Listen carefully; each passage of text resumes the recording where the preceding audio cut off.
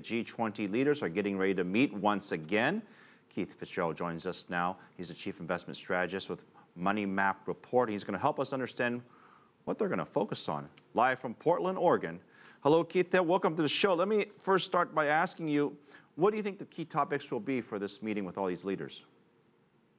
Well, I think they're going to focus on a couple things. I think they're going to focus, first of all, on the global employment situation. In order to get back to where we were pre-crisis, you have to create around 70 million jobs worldwide. There's roughly 93 million people in the workforce that are still unemployed. So that's going to be a big one. I think Japanese stimulus and Abenomics are going to be a key topic of conversation. And finally, because of the way currencies are moving right now, I think we're going to see a lot more discussion than usual on the potential for trade wars and tariffs. A lot of the nations are not liking each other at the moment in that regard.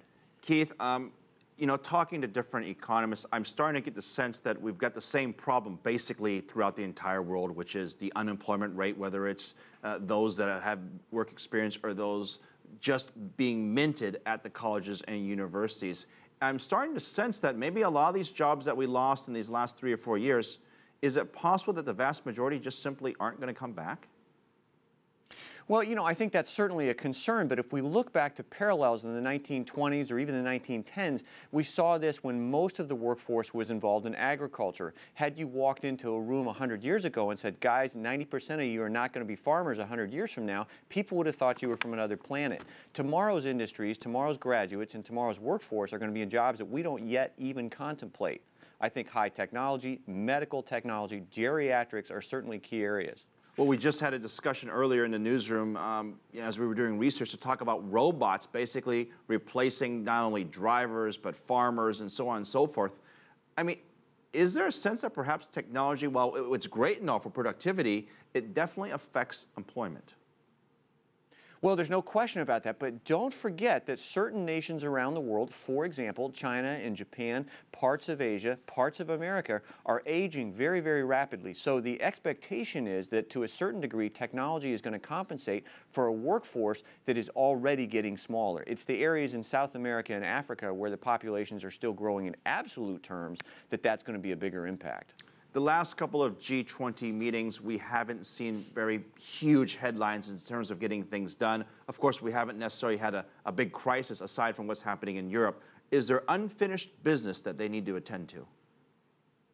That's a very interesting question when you put it that way. I think the global financial crisis is a long way from being finished. And that's because I believe central bankers, which have the right intentions, don't actually have the adult supervision necessary to rein in monetary policy.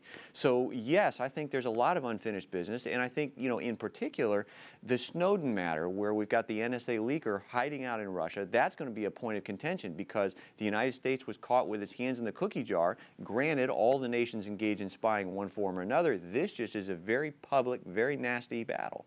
I'm going to come back to the spying in just a moment, but you mentioned the issue in terms of the government's trying to coordinate their issue. Why is it so hard to get over the financial crisis? I mean, the economists that we've had said the worst is over, and you're saying that may not be the case.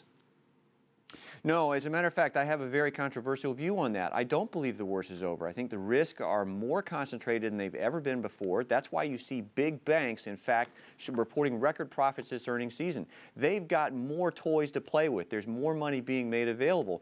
And you and I both know, ultimately, a government has to live within its means, just like private citizens do, which means that either one of two things is going to happen. They're going to grow their way out of it, which is going to take potentially years and be a very rocky road, or they're going to have some sort of default. And the hope is that if there's a default, it's measured and controllable rather than abject and a disaster like we saw in 1874 or, for example, leading into the Great Depression in the 1930s.